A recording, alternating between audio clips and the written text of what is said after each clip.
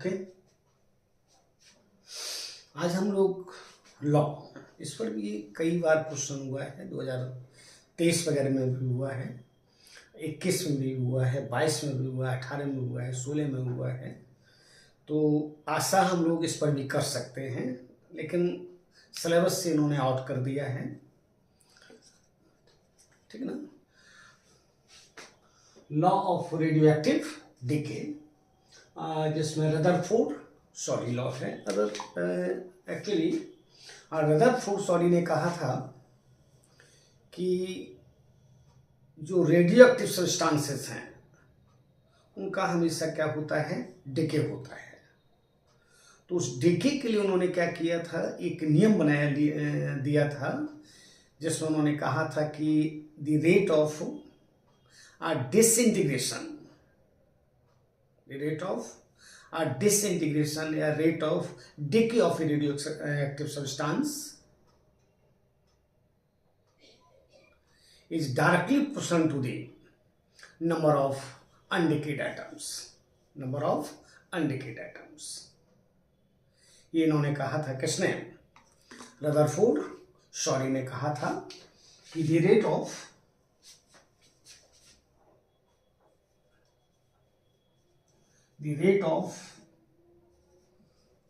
decay of nuclei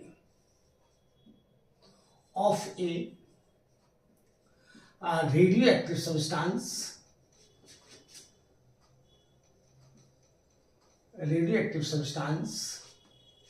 is directly proportional to the number of undecayed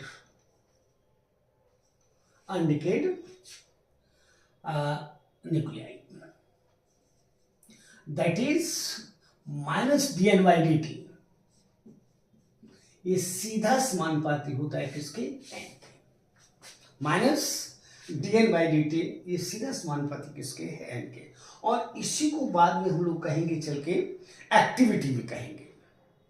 यानी activity भी क्या है, rate of disintegration of radioactive substance है। यानी जिस रेट से न्यूक्लियाई डिके होते हैं उसको हम लोग एक्टिविटी कहते हैं ऑफ रेडियोएक्टिव सब्सटेंस। और यहाँ पर नेगेटिव साइन इस बात का इंडिकेटर है कि एटम्स की संख्या क्या हो रही है, घट रही है। एटम की संख्या घट रही है। और यहाँ पर हम लोग कह सकते हैं माइनस dn by dt ये बराबर हो जाएगा लैम्डा इंटू n, जहां पर लैम्डा कांस्टेंट ऑफ डिसइंटीग्रेशन है। where lambda is constant of disintegration है। कांस्टेंट ऑफ डिसइंटीग्रेशन है। और इसी को हम सिंपली डिके कांस्टेंट कह सकते हैं,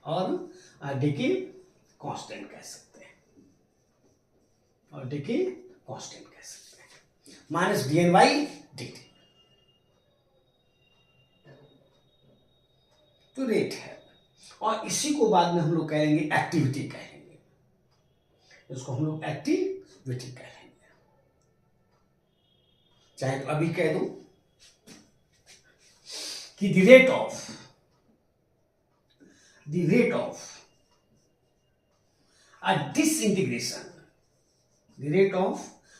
disintegration of nuclei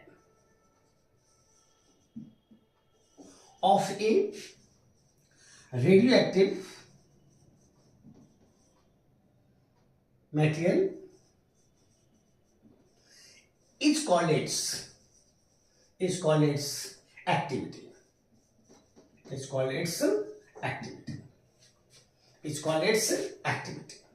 जिसको हमेशा हम लोग ए से लिखा करते हैं, ए।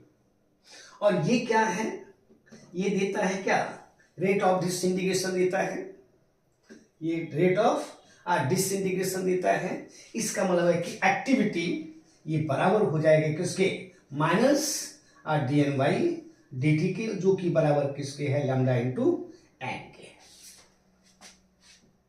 Lambda into N.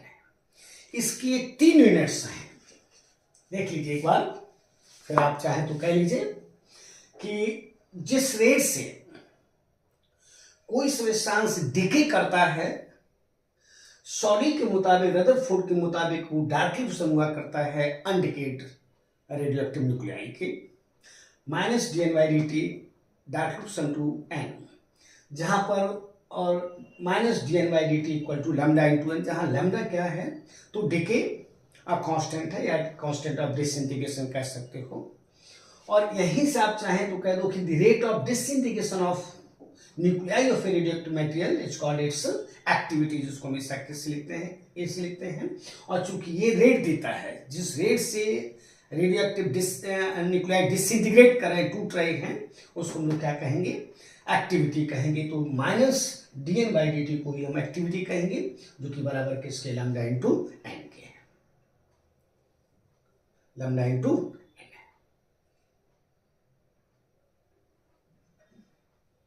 अगर यहां पर कोई आपसे कह दे कि इसके यूनिट्स क्या है, इसके यूनिट्स क्या है, वैसे पूछा नहीं अभी तक है, लेकिन बाई चांस यूज किया है, एक्टिविटी शब्द यूज किया है नीट वालों ने।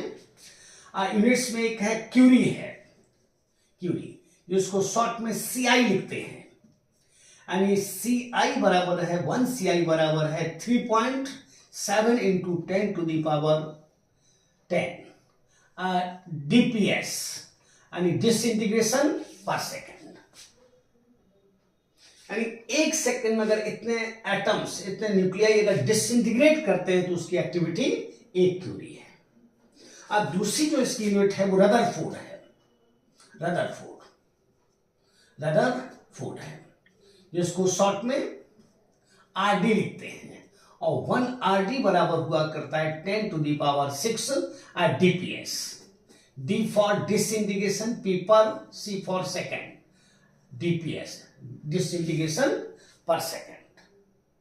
ये रदरफोर्ड है। और एक है बैकरल,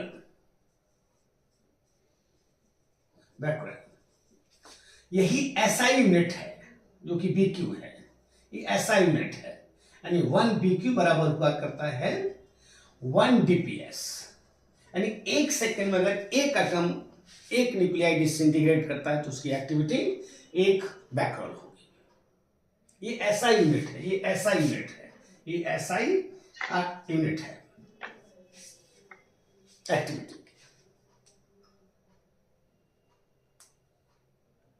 ओके,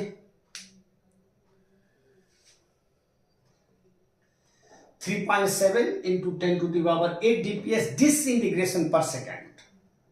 अगर 3.7 into 10 to the power 8 nuclei अगर डिसइंटीग्रेट कर जाते हैं 1 सेकंड में, तो उसकी एक्टिविटी 1 क्यूरी होगी।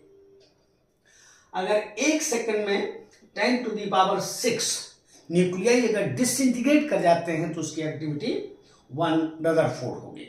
और 1 सेकंड में अगर एक न्यूक्लियाई अगर डिसइंटीग्रेट करता है तो उसकी एक्टिविटी 1 बैकरल होगी, जिसको आप एसआई यूनिट कह रहे हैं। ये एसआई यूनिट है।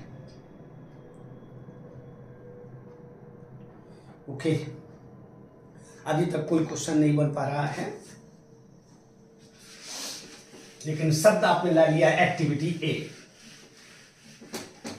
इसके बाद अभी जो आपने लिखा था minus DN by D T, minus DN by D T जो बराबर लैम्डा इंटू, इसको हम ऐसे भी लिख सकते हैं,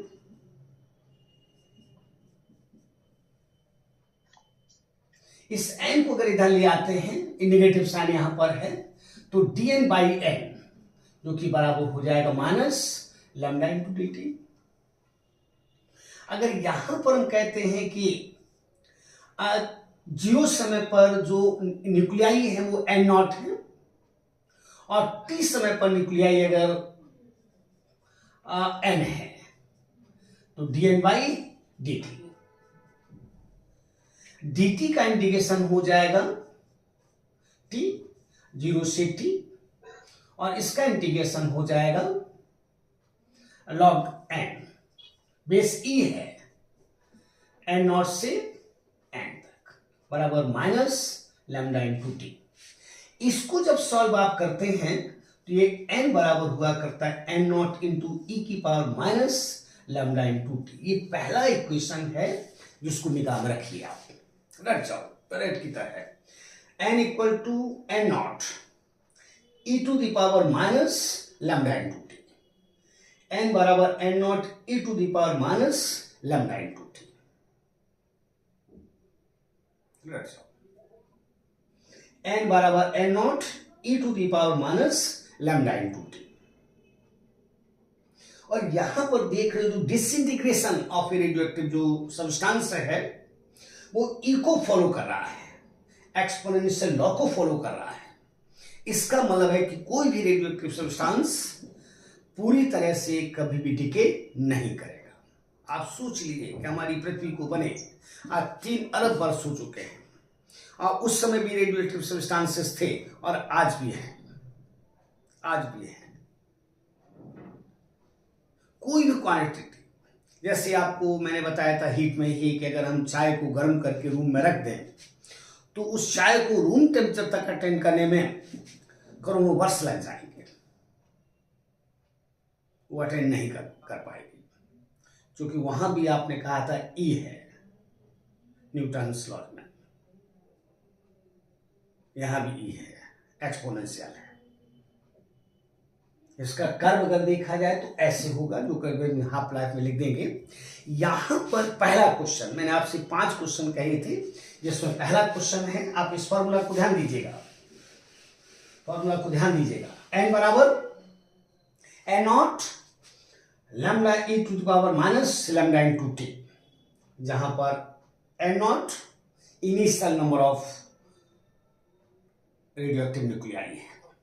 ध्यान दीजिए first question NEET 17, NEET 17।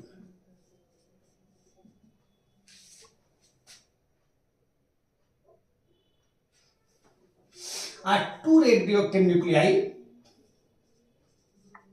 two radioactive material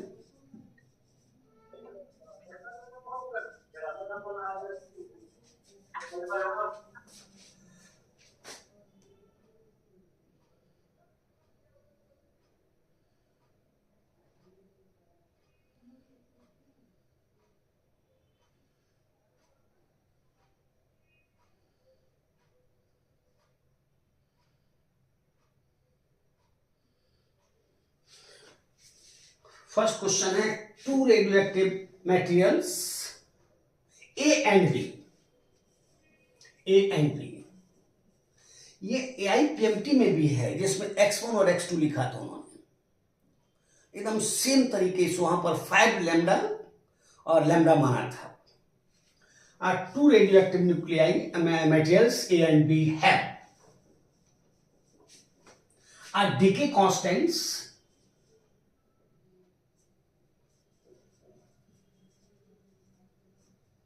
decay constants 8 lambda and lambda respectively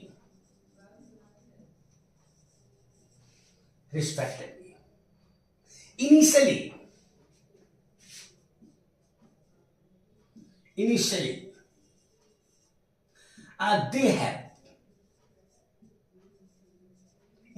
they have equal radioactive nuclei.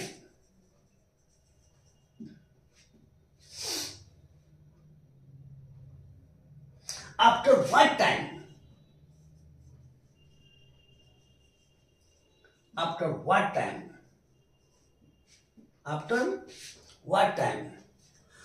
the ratio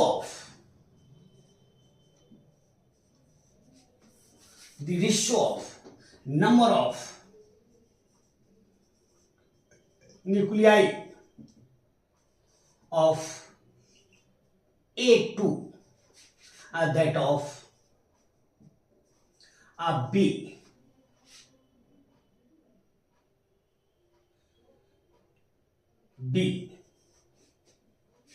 will be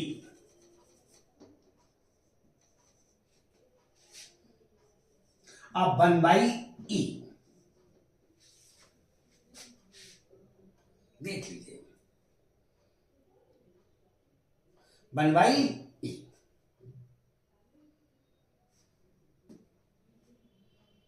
E square कर सकता है, एक ही नेचर का क्वेश्चन है।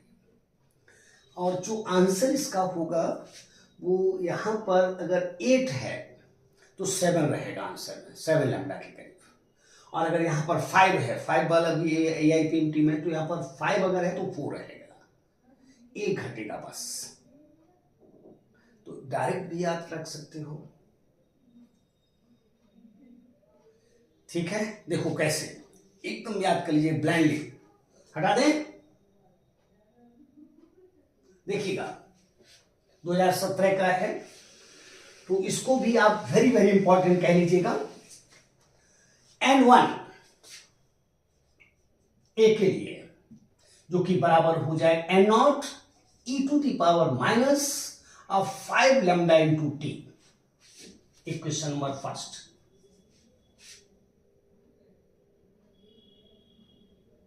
Five lambda into T. N2 equal to N0 e⁻⁻ lambda into T.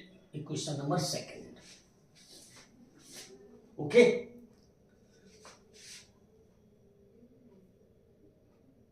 ठीक है, 30 second में आप बना लीजिएगा।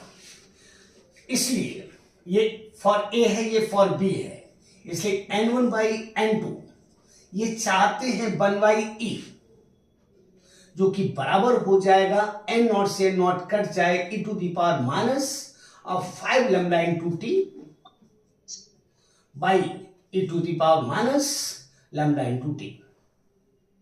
इन दोनों को ऊपर ले जाओ, e⁻⁻1 ये बराबर हो जाएगा e⁻⁻5 and lambda into T plus into e⁻λ into T, चूंकि नीचे निगेटिव ऊपर जाकर पॉजिटिव हो जाएगा, जो कि बराबर हो जाए e⁻⁻5 lambda into T plus lambda into T,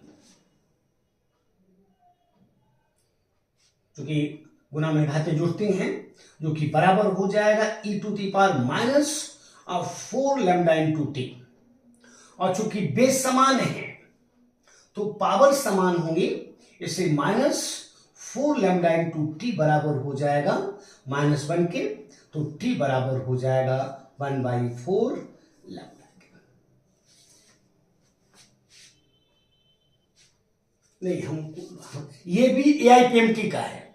अब देखिएगा 5 लिया था, उसमें 4 आ गया, और हम लोगों ने लिया है कितना, 5 लिया है, या 8, जो नीट का क्वेश्चन उसमें 8 है, उसमें 8 है, तो यहां पर हो जाएगा 8, यहां पर हो जाएगा 8, यहां पर हो जाएगा 8, यहां पर हो जाएगा 7, यहां पर हो जाएगा 7, यहां पर हो जाएगा 1/7 लैम्डा। रट जाओ, पैरेट की तरह रट जाओ, कि ऐसा ही होता है।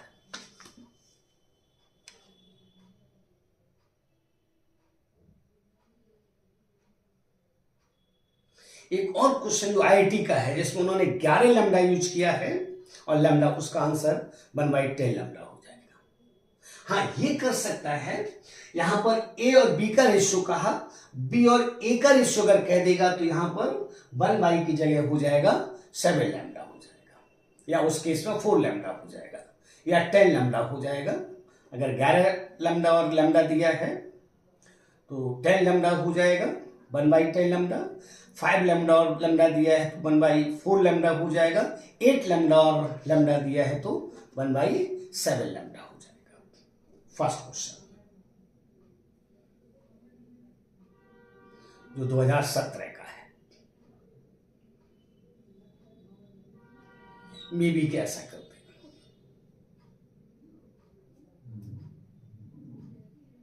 ओके, गलत नहीं होना चाहिए। तो मैंने क्या कहा, मैंने आपसे कहा कि 2 radioactive nuclei two radioactive materials A and B have decay constants 5 lambda and lambda respectively. Initially they have same radioactive nuclei. अब इसमें कहता है कि A और B का किस समय के बाद रेशियो 1/E हो जाएगा। अब मैं आपसे कहता हूं कि 5 लैम्डा 8 लैम्डा कितने समय के बाद 1/E हो जाए। अब मैं कहता हूं 10 11 लैम्डा कितने समय के बाद 1/E हो जाएगा।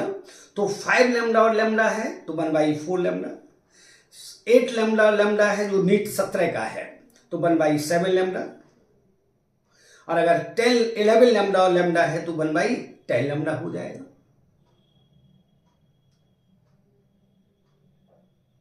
हाँ, यही कर सकता है 2025 में कि ए बी ना लेकर बी ए ले ले, तो इसका जस्ट उल्टा हो जाएगा, 7 लैम्डा हो जाएगा या 5 लैम्डा हो जाएगा, 10 लैम्डा हो जाएगा।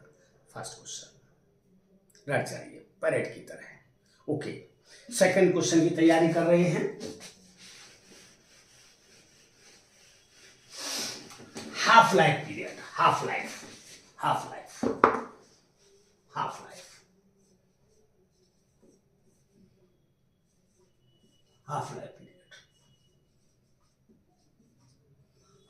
इसको कैपिटल टी से लिख सकते हो, टी हाफ भी लिख सकते हो।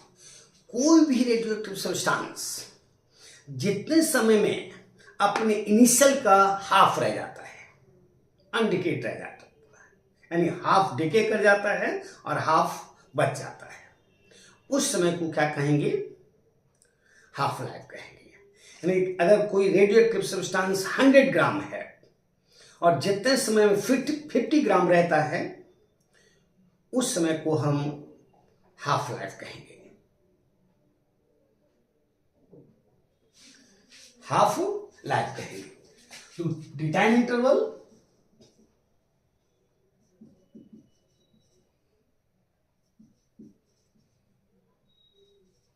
in which a radioactive material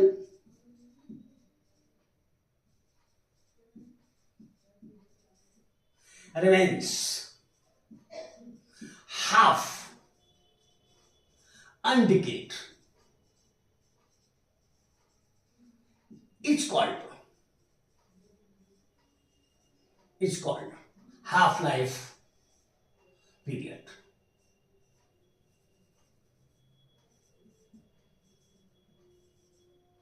That's all.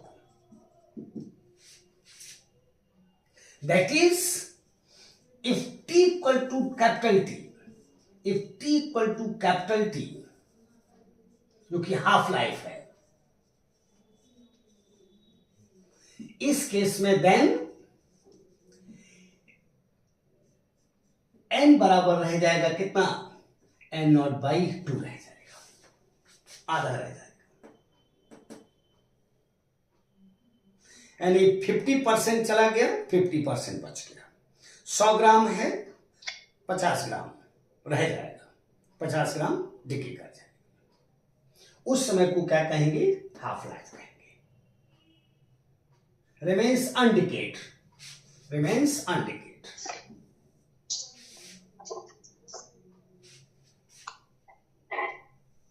remains undecayed. The time interval in which a radioactive material remains half undecayed. किसका half? Of its initial one is called half life. जो भी है 50 ग्राम 25 ग्राम एक life, 100 ग्राम 50 gram एक life time, एक half life time. Okay, और since n बराबर हुआ करता है n0 into E to the power minus lambda into T, इसलिए n0/2 equal to n0 E to the power minus lambda into capital T. इससे ये cut जाएगा। और हम इसको लिख सकते हैं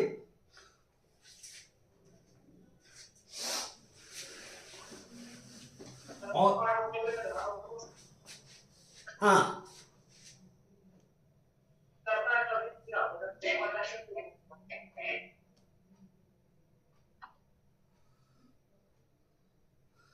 अफरोज जी बोलिए। सर लॉज में बात कर रहा है लोग, वो हम नहीं बोल रहे हैं सर। अच्छा अच्छा सर हाँ ठीक है। तो पहला क्वेश्चन अफरोज जी तैयार किए, जिसमें दो रेडियोएक्टिव सब्सटेंस थे ए और बी। उनका लाइफ, उनका जो डिके कांस्टेंट है वो 5 लैम्डा और लैम्डा था। तो कितने समय में उनका रेशियो 1/e रह जाएगा? तो उसका आंसर होगा 1/4 लैम्डा। अगर 8 लैम्डा और लैम्डा है जो नीट 17 का है तो 1/7 लैम्डा। अगर 11 लैम्डा और लैम्डा है तो 1/10 लैम्डा। इतने समय के बाद उनका रेशियो 1/e रह जाएगा, रट जाओ। अगर 5 लैम्डा और लैम्डा दिया है तो 1/4 लैम्डा हो जाएगा। अगर 8 लैम्डा और लैम्डा दिए जो 17 का क्वेश्चन नीट का, तो रह जाएगा कितना? तो हो जाए 1/7 लैम्डा। अगर 11 लैम्डा और लैम्डा दिया तो 1/10 लैम्डा, रट जाओ। केवल एक घटा देना। अगर 5 लैम्डा और लैम्डा है तो 4 लैम्डा हो जाएगा 1/। हाँ, अगर बी का एक के साथ रेशियो दे दे तो 1/4 लैम्डा नहीं होकर या 1/7 लैम्डा नहीं होकर या 1/10 लैम्डा नहीं होकर वो हो जाएगा 4 लैम्डा या 7 लैम्डा या 10 लैम्डा। आप देख लीजिए किसका किसके साथ रेशियो दिया है। अगर जिसका डीके कांस्टेंट ज्यादा है वो पहले है तो 1/e आएगा। अगर बाद में है तो फिर 4 लैम्डा या 7 लैम्डा या 10 लैम्डा होगा। देख लीजिएगा कैसा क्वेश्चन है, उसके हिसाब से। इसके बाद मैंने आपसे कहा कि हाफ लाइफ, जितने समय में कोई भी सब्सटेंस अपने इनिशियल का आधा रह जाता है, जितने समय में कोई सब्सटेंस अपने इनिशियल का आधा रह जाता है, यानी 100 ग्राम है, 100 ग्राम है, जितने समय में 50 ग्राम बचेगा उसको एक हाफ लाइफ टाइम कहेंगे।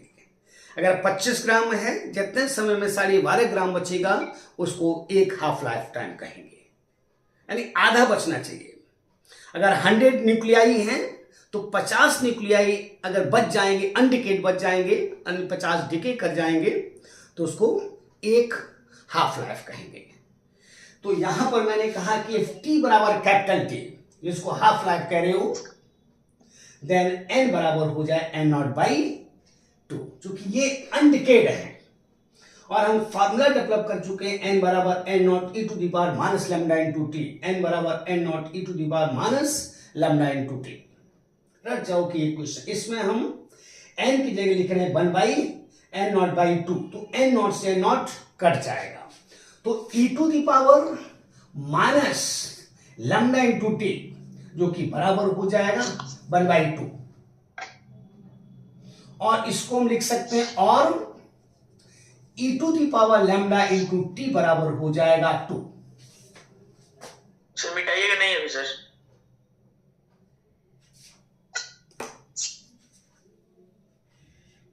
मिटाइएगा नहीं सर? ठीक है ठीक है, यस सर।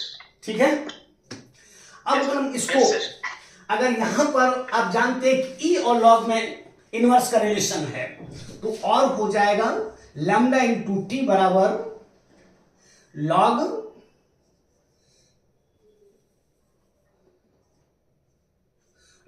e बेस पर 2, log e बेस पर 2, जिसको शॉर्ट में ln कहते हैं, ln नेचुरल लॉग जिसको कहते हैं, e बेस का लॉग नेचुरल लॉग कहलाता है।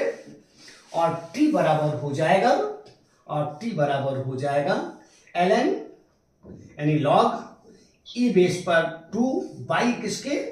लैम्डा। और इसका अगर मान देखा जाए तो 0.693 है बाई लैम्डा।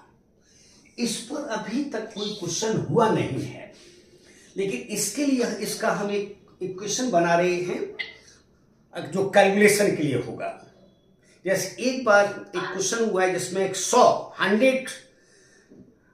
ईयर्स जो है या 100 डेज या 100 मिनट्स हाफ लाइफ है, और पूछा है कितने यानी कितना बचेगा अनडिकेड 150 आवर या 150 ईयर या 150 मिनट या 150 सेकंड के बाद। इसमें थोड़ा सा ये है कि पावर में जैसे 100 और 150, अगर 200 होता है, जैसे मान लीजिए 100 और फिर 50 तो आधा हो गया, फिर 12.5, फिर 12.5 का आधा, इस तरह से आराम से हो जाता है। n बराबर n/2n। अगर हम लोग इस इक्वेशन को याद कर लें तो भी हमारा काम चलता है, नहीं तो अगर नहीं याद करते हो तो इसका जो ग्राफ है उस पर हम आपको बता देते हैं, क्वेश्चन उसे सॉल्व हो जाए। जैसे 23 का क्वेश्चन जो था वो आराम से हो जाएगा। जैसे उन्होंने कहा था कि जो लाइफ टाइम है वो 40 मिनट्स है या 40 आवर्स है या 40 ईयर्स है, सहमत हैं? अब उन्होंने कहा था कितने समय के बाद वो 1/16 रह जाएगा अनडिकेड, 1/16। तो ऐसे क्वेश्चंस को आसानी से सॉल्व कर सकते हो। एक लाइफ में आधा बचेगा, दूसरी लाइफ में उसका आधा बचेगा, तीसरी लाइफ में उसका आधा बचेगा। तो अगर मान लेते हैं कि आपका इनिशियल n0 है, तो एक लाइफ के बाद n0/2 बच जाएगा, दूसरी लाइफ के बाद n0/ इसका आधा 4 बच जाएगा, और तीसरी लाइफ के बाद n/ इसका आधा 8 हो जाएगा, और चौथी लाइफ में इसका n0/16 हो जाएगा। तो इसका मतलब ये एक लाइफ गुजरी, ये दूसरी लाइफ हो गई, ये तीसरी लाइफ हो गई, ये चौथी लाइफ हो गई। अगर एक लाइफ हमको मालूम है, जो 23 का क्वेश्चन था, मान लीजिए ये 100 डेज है तो 400 डेज हो जाएगा। ये सपोज कीजिए कि 16 डेज है तो उसमें गुना कर देना है कितने का, 4 का। तो इस तरह से आसानी से इस बात को लेकर आप सॉल्व कर सकते हैं। Okay, yes sir. तो इसको हम लोग कल करते हैं, तो कल इसको हम लोग विदा करने की कोशिश कर दें, क्योंकि ये सिलेबस में नहीं है, लेकिन आशा रख रहे हैं हम लोग कि 2025 में क्वेश्चन अगर हो जाए। जैसे पहला क्वेश्चन आपको मैंने बताया, फिर एक बार कहता हूं कि अगर 2 रेडियोएक्टिव सब्सटेंसेस हैं जिनके डिके कांस्टेंट मान लीजिए ए और बी हैं, इनके डिके कांस्टेंट अब 5 लैम्डा और लैम्डा है। मान लेते हैं कि जो इन्होंने 17 में किया था 8 लैम्डा और लैम्डा है, मान लेते हैं जो IIT ने किया था 11 लैम्डा और लैम्डा है, 11 लैम्डा और लैम्डा है, और शुरू के ये सेम है। अब कहते हैं कितने समय के बाद इनका रेशियो यानी n1 इसके लिए है और n2 इसके लिए है, कितने समय के बाद इनका रेशियो 1/e हो जाएगा। तो अगर ऐसा है तो इस केस में ये t बराबर हो जाएगा 1/4 लैम्डा।